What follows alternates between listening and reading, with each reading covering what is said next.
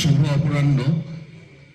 মঞ্চে উপস্থিত পশ্চিমবঙ্গ মধ্যশিক্ষা পর্ষদের উপসচিব রেকর্ডস অ্যান্ড কারেকশন বিভাগের মিস্টার রবীন্দ্রনাথ পাল মহাশয়, যাকে আপনারা প্রত্যেকেই চেনেন। উনি আগে বর্ধমান যে রিজিওনাল অফিস, সে অফিসের রিজিওনাল অফিসার হিসেবে নিযুক্ত ছিলেন। বর্তমানে উনি পাস্টে আছেন। মঞ্চে আছেন স্কুলের প্রধান শিক্ষক ডক্টর দেবাশিস দে, অনুপম বাবু, AHM অ্যাসিস্ট্যান্ট হেডমাস্টার মশাই, এবং আমার খুব ভালো লাগছে যারা আপনারা আমার সামনে আছেন প্রত্যেকে আমার পরিচিত, যদিও পদের দিক দিয়ে স্কুলের HM বা অ্যাসিস্ট্যান্ট টিচার, কিন্তু আমি মনে করি সব আমার দাদা ভাই, প্রত্যেকেই যারা দাদা ভাই, দিদি, বোন। এই যে টপিক, সেই টপিকে আলোচনার প্রসঙ্গটা বর্তমান স্কুলের প্রধান শিক্ষক ডক্টর দে আগেই বলেছেন আপনাদেরকে। জাস্ট ATI চলাকালীন ট্রেনিং এর পরে কিন্তু উনি আমাকে বললেন, আমি জাস্ট ট্রেনিং দিয়ে যখন বোর্ডের দিকে যাচ্ছি হঠাৎ বললেন যে এই ধরনের প্রোগ্রাম একটি স্কুলে চাই। আমার খুব ভালো লাগলো। দেখুন, আমরা সাধারণত প্রোগ্রামে যাই বড় বড় স্কুল, নামি নামি স্কুল সাধারণভাবে, কিন্তু আমার মনে হয় গ্রামের দিকের স্কুলগুলো আমাদের যা দরকার, তবে বুঝতে পারবো টোটাল চিত্রটা কি কি বৃত্তান্ত। সেই দিক দিয়ে যখনই বললেন উনি হেডমাস্টার মশাই, আমি কিন্তু রাজি হলাম এবং ঠিক করলাম যে আমি অবশ্যই, আমি যখন কাটোয়া যাব, দেশের বাড়ি যাব, কোনো কাজে যাব, তখন আমি সেই কাজের সঙ্গে প্রোগ্রামটাকে ফিট করব। এবং যাদের জন্য এই প্রোগ্রাম, যাদের মেন প্রথম থেকে বলেছেন দুজন স্কুলের প্রধান শিক্ষক ডক্টর দেবাশিস দে এবং স্কুলের সহকারী শিক্ষক মিস্টার বিদ্যুৎ মণ্ডল, এবং সৌভাগ্যক্রমে দুজনেই আমার ডাইরেক্ট ছাত্র। আজকে যে বিষয়ে আলোচনা করব, খোলামেলা আলোচনা হবে, যতটা পারবো আমি বলার চেষ্টা করব। এবং আমাদের যদি কোনো স্পেসিফিক কোশ্চেন থাকে, টেবিলে যে কাগজ আছে সে কাগজে লিখে আমাকে এখনই পাঠাতে পারেন, তাহলে বক্তব্যের মধ্যেই বলে দেবো। আদারওয়াইজ বক্তব্য শেষ হওয়ার পর সময় পাওয়া খুব মুশকিল। কাজেই আপনাদের যদি কোনো স্পেসিফিক কোশ্চেন থাকে আমাকে অবশ্যই একটু পাস করে দেবেন। বক্তব্য চলাকালীন তার মধ্যে আমি ইনক্লুড করে নেওয়ার চেষ্টা করব। প্রথম, একজন শিক্ষক। আমি একদম স্টার্ট করছি মাইনাস থেকে। পড়াশোনা একজন করছেন, অনার্স পাস করলেন, মাস্টার ডিগ্রি করলেন, BEd করলেন, তারপর school service commission recommending authority, সেখান থেকে রেকমেন্ডেশন পাওয়ার পর আপনারা জানেন 2018 সালের 8ই মার্চ কলকাতা গেজেট নোটিফিকেশন অনেকগুলো বেরিয়েছে। Memo number 213, 214, 215, 216। তারপর কিন্তু স্কুল ম্যানেজমেন্ট অনেক চেঞ্জ হয়ে গেছে। তাতে আপনারা জানেন board of secondary education, appointing authority, disciplinary authority ইত্যাদি ইত্যাদি। যার ফলে রেকমেন্ডেশন পাওয়ার পর যখন নতুন শিক্ষক যারা হবেন, হবু শিক্ষক, অ্যাপয়েন্টমেন্ট লেটার নিতে আসেন বোর্ডে, আমি সেই জায়গা থেকে আমি শুরু করছি আমার আলোচনা। আমি দেখেছি যখন অ্যাপয়েন্টমেন্ট লেটার নিলেন, নেওয়ার পর পরের দিন স্কুলে যাবেন, সেই মুহূর্তের হবু শিক্ষক আমার কাছে যখন আসেন, বোর্ডে অ্যাপয়েন্টমেন্ট নেওয়ার পর কোনো সমস্যা হয়েছে বা কোনো প্রশ্ন করার জন্য আসছেন, আমি তাকে জিজ্ঞাসা করি যে আজকের দিনটা তো আমার কাছে এটা জীবনের অন্য দিন। এতদিন পড়াশোনা করেছেন, এবার পড়াশোনা করতে হবে তো, নাকি পড়াশোনা শেষ হয়ে গেল? অর্থাৎ মাস্টারমশাই হননি, সেই জায়গা থেকে আমি আরম্ভ করছি। তখন সেই টিচার, মাস্টারমশাই বা দিদিমণি বেশিরভাগ ক্ষেত্রে আমাকে বলেন, স্যার এত বছর পড়াশোনা করেছি, অনার্স পড়েছি, MSc পড়েছি, কেউ কেউ বলেন PhD করেছি, BEd করেছি, MEd করেছি, আবার কি স্যার পড়াবো তো 9, 10, আর কি দরকার? আমি বললাম, দেখুন এতদিন আপনি পড়াশোনা করেছেন আপনার নিজের জন্য, নিজে জানার জন্য, এবং নিজে জেনে পরীক্ষায় ভালো রেজাল্ট করে কোনো একটা চাকরির পরীক্ষায় কোয়ালিফাই করে একটা সার্ভিস পাওয়ার জন্য। তো আজকে চাকরি পেলেন, আপনি স্কুলে শিক্ষকতা শুরু করবেন, কিন্তু কাল থেকে কিন্তু আমরা পড়াশোনা শুরু হবে, কিন্তু এই পড়াশোনা সম্পূর্ণ অন্যরকম। আপনাকে স্কুলে গিয়ে আপনার আপনার যে ঘরে ক্লাস চলেন একসঙ্গে 40 থেকে 50 জন মিনিমাম ছাত্র থাকবে, যেখানে বিভিন্ন মেরিটের স্টুডেন্ট থাকবে। সেই স্টুডেন্টদেরকে পড়াতে হবে, এমনভাবে পড়াতে হবে যাতে আপনার যে বক্তব্য, আপনি যেটা পড়াচ্ছেন, সকল ছাত্রছাত্রী সেটা ভালোভাবে বুঝতে পারে, ভালোভাবে ধরতে পারে। কাজে আপনাকে কিন্তু পড়াশোনা করতে হবে। আপনারা প্রত্যেকেই জানেন এখন কিন্তু আমরা যেভাবে পড়ে এসেছি আর বর্তমান পড়ানো টোটাল কিন্তু আলাদা। ছিল না সামেটিভ, ছিল না ফর্মেটিভ ইভ্যালুয়েশন, এবং দেখুন বইগুলো ছিল অন্যরকম, এখন কিন্তু বইগুলোর প্যাটার্ন অন্যরকম। জয়ফুল লার্নিং, অ্যাক্টিভিটি বেসড বুক লার্নিং। এবং আপনারা জানেন যে একটা চ্যাপ্টার পড়াতে গেলে তাকে ছাত্রদের প্রথম পার্টিসিপেট করাতে হবে। Peacock model, P for participation, অর্থাৎ পার্টিসিপেট করাতে হলে কিন্তু আপনাকে ভাবতে হবে, টিচারকে ভাবতে হবে কিভাবে আমি ছাত্রদের, আমি আমার যে জিনিসটা পড়াবো সাবজেক্টের ডেপথে যাবো, কিভাবে তাদেরকে আমি সেই জায়গায় নিয়ে আসতে পারবো। কাজে কিন্তু আমাদের পড়াশোনা করতে হবে। দেখুন সামেটিভ ইভ্যালুয়েশন, ফর্মেটিভ ইভ্যালুয়েশন, যখন মাস্টারমশাইকে প্রশ্ন করতে দেওয়া হয়, অ্যাজ এইচএম হেডমাস্টারমশাই শিক্ষককে প্রশ্ন করতে দেন না সামেটিভ পরীক্ষা, কি ঘটে বাস্তবে বলুন? আমরা মাস্টারমশাইরা কি করি? নিজে একজন শিক্ষক বলে কথাগুলো কিন্তু বলছি, কেউ আঘাত দেবেন না, আগেই বলছি। আমি কিছু কিছু কথা আমি ডাইরেক্ট বলবো, কিন্তু বাস্তব কথাগুলো বলার চেষ্টা করব। মাস্টারমশাই কি করেন? সঙ্গে সঙ্গে প্রশ্ন করতে বসেন, একটা কোশ্চেন ব্যাংক নিয়ে আসে ফার্স্ট। প্রশ্ন করার সময় আমাদের কি টার্গেট থাকে বলুন তো? যাতে খাতা দেখতে সুবিধা হয়। কিন্তু বাস্তব কথা বলছি, আমি নিজেও প্রশ্ন করেছি, এটা কিন্তু আমরা মনে মনে ভাবি যে আমি এমনভাবে প্রশ্ন করবো যাতে খাতা দেখতে সুবিধা হয়। যদি 20 নম্বরের প্রশ্ন হয়, 2 into 5, 2 নম্বরের প্রশ্ন 5টা, আর 5 নম্বরের প্রশ্ন 10টা, খুব সহজ হয়ে গেল, খাতা দেখাও সহজ। তা এখন কিন্তু জানেন লার্নিং আউটকাম বেসড কোশ্চেন করতে হবে, এবং সেখানে কটা এমসিকিউ, কটা ডেসক্রিপটিভ, কটা শর্ট অ্যান্সার টাইপ কোশ্চেন থাকবে, সেটা কিন্তু নির্দিষ্ট করা আছে। দেখুন আমাদের মধ্যশিক্ষা পর্ষদের মাধ্যমিক পরীক্ষার যে ব্লু প্রিন্ট আছে, তাতে কিন্তু কোন চ্যাপ্টার থেকে কোন প্রশ্ন আসবে, লাইফ সায়েন্সের কোন চ্যাপ্টার থেকে শুধু ড্রয়িংটা আসবে, আঁকাটা আসবে, সেটাও কিন্তু সুনির্দিষ্ট করা আছে। সব চ্যাপ্টারে আঁকার দরকার নাই। কাজে ব্লু প্রিন্টকে ধরে যদি কেউ প্রশ্ন করেন, ঠিক মাধ্যমিক যেভাবে প্রশ্ন হবে সেভাবে হবে। আমি একটা বাস্তব কথা বলছি, 2018 সাল 2019 সাল মাধ্যমিকের যে টেস্ট পেপার হয়েছে, সেই টেস্ট পেপারটা আমি কনভেনার ছিলাম। টেস্ট পেপার তৈরি করা থেকে শুরু করে পৌঁছানো পর্যন্ত দায়িত্ব ছিল, ছাত্রদের হাতে পৌঁছানো পর্যন্ত।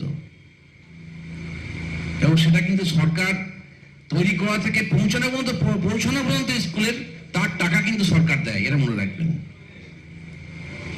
অর্থাৎ ক্যারিং কস্ট পর্যন্ত। সেই টেস্ট পেপার থেকে যে বাস্তব অভিজ্ঞতা, সেটা আমি বলবো আপনাদের সঙ্গে। আমরা টেস্ট পেপার করি কিন্তু কখনোই ভাববেন না স্কুলের নাম দেখে। আমরা চেষ্টা করি যে স্কুল আমাদের mandatory structure of blue print যেমন আছে মাধ্যমিক বোর্ডে, সেই ব্লু প্রিন্ট অনুযায়ী যারা প্রশ্ন করে, সেই প্রশ্নগুলোকে আমরা চয়েস করার চেষ্টা করি। কিন্তু অবাক হয়ে যাবেন, একদম বাস্তব কথা বলছি, বেশিরভাগ প্রশ্ন ওয়েস্ট বেঙ্গল বোর্ডের যে ব্লু প্রিন্ট সেই অনুযায়ী স্কুলে কিন্তু হয়নি। আমাদের করতে হয় কি, প্রতি বছর 60-70 জন টিচার নিয়ে বিভিন্ন সাবজেক্টের ওয়ার্কশপ হয় টেস্ট পেপার করার। এবছরটা আলাদা, এবছর প্যান্ডেমিক সিচুয়েশন, এবছর হয়নি। তাতে সেই প্রশ্নগুলোকে আমাদের মডারেট করতে হয়, কারণ ওই টেস্ট পেপার তো ছাত্রছাত্রীরা পড়বে, প্র্যাকটিস করবে।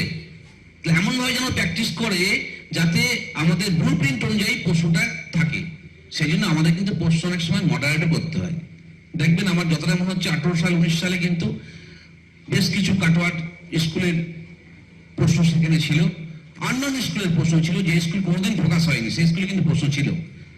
কাদেরকে দিয়েছি? যারা প্রশ্ন সঠিক সময় আমাদের হাতে পৌঁছে দিয়েছেন এবং যাদের প্রশ্ন একদম মাধ্যমিকের মডেল স্ট্রাকচার কোশ্চেন অনুযায়ী হয়েছে।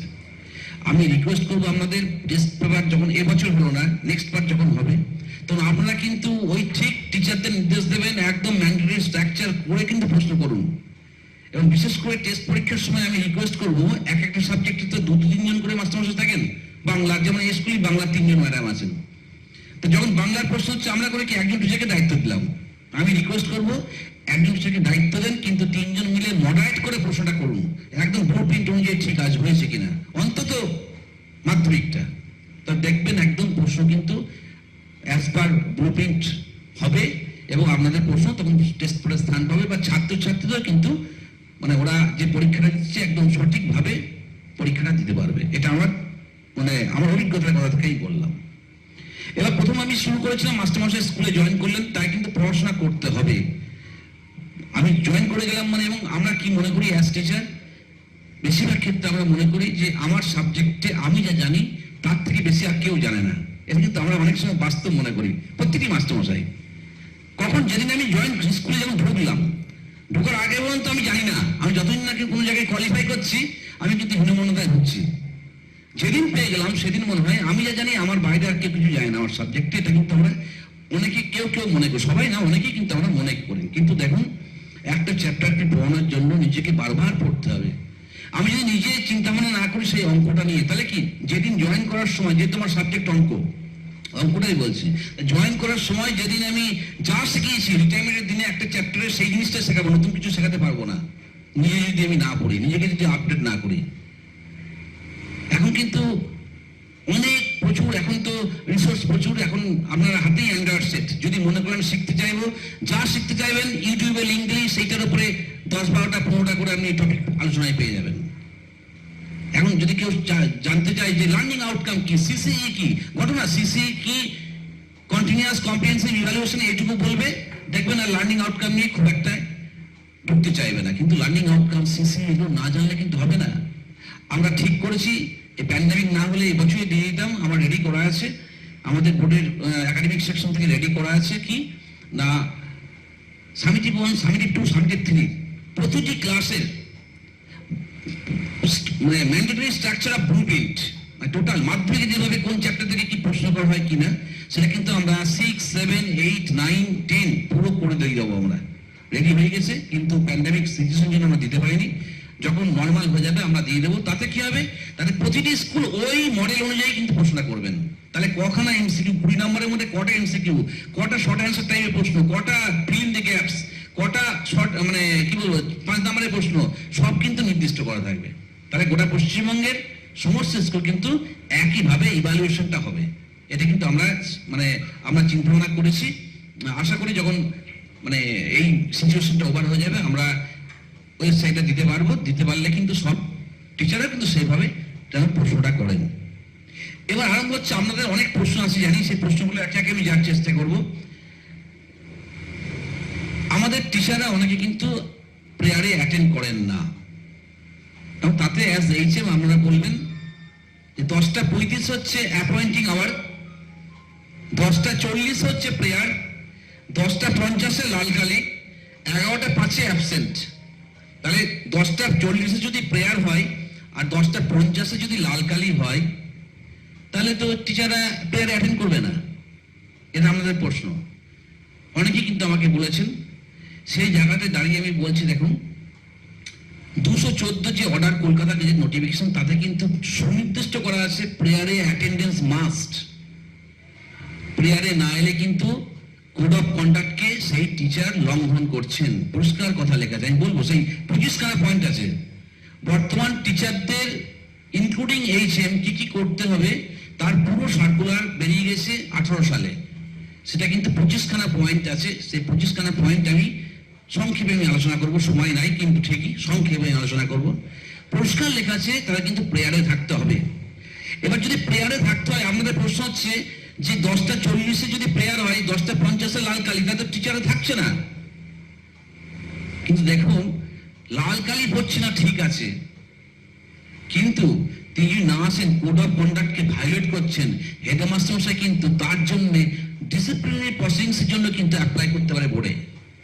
একটা ছুটি তো ছোটখাটো ব্যাপার, তার এগেন্সটে ডিপি চলতে পারে, ডিপি স্টার্ট হতে পারে। কিন্তু অ্যাজ পার রুল, আমি যেগুলো বলবো অ্যাজ পার রুল বলবো।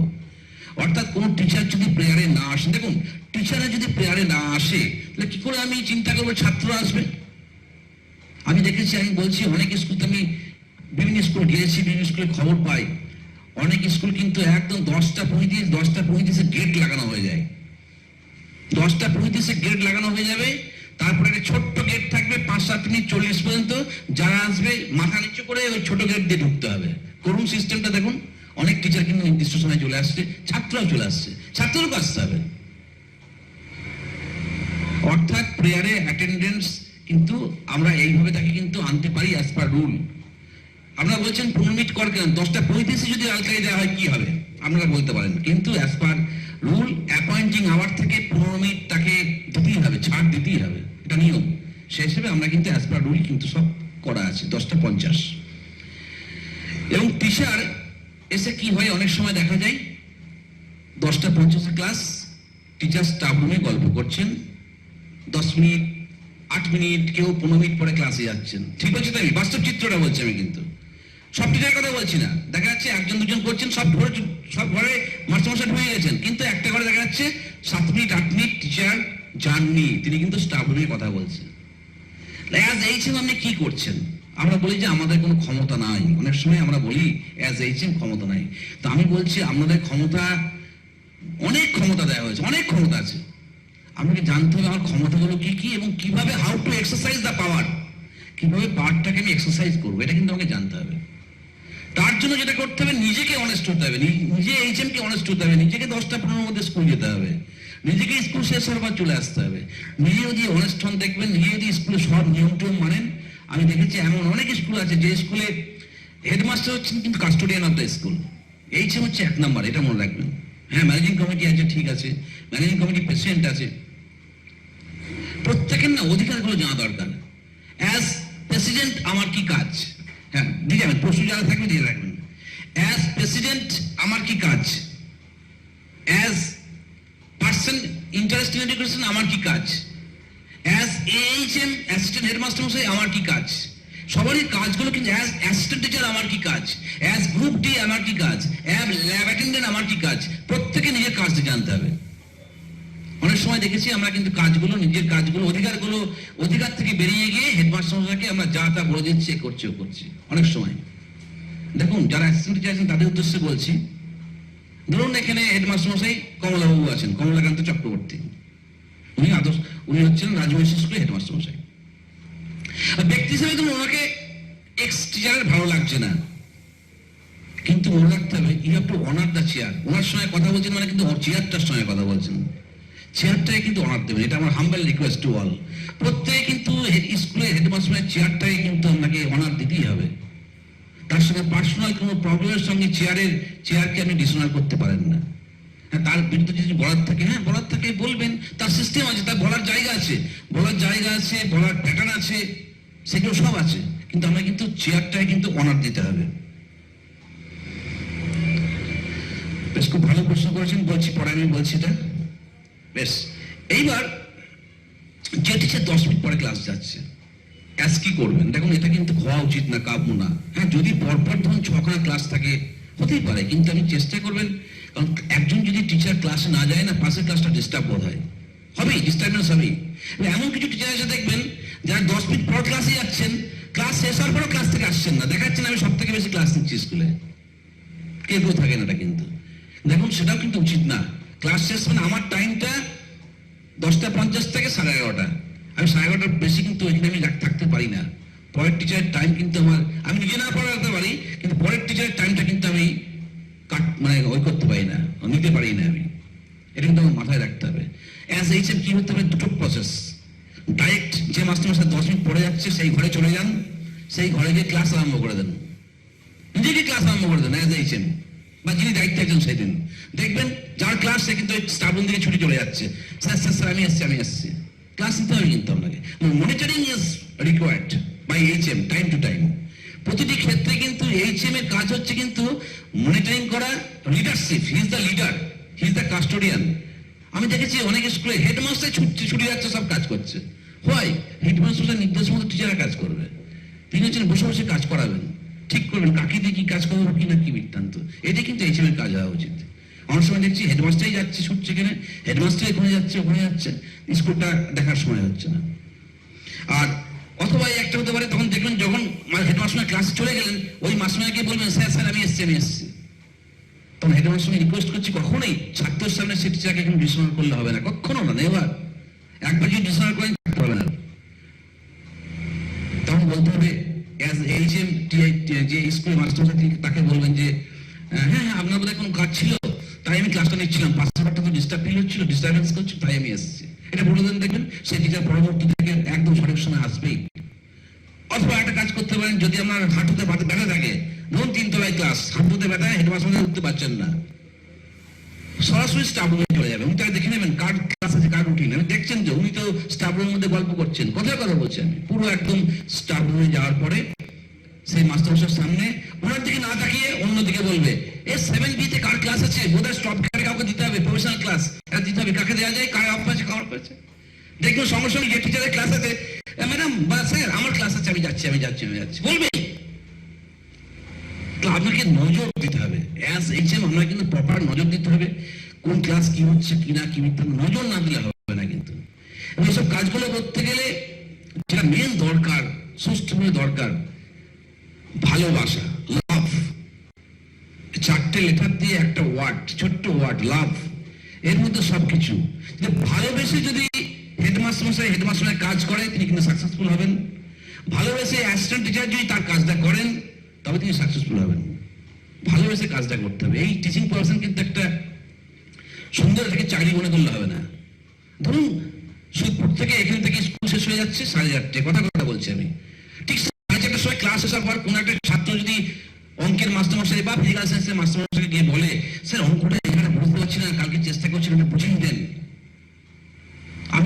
আমরা যদি গিয়ে বলি যে এ সময় হয়ে গেছিলে, ট্রেন ধরতে হবে, বাস ধরতে হবে, তুই যা পরে কালকে।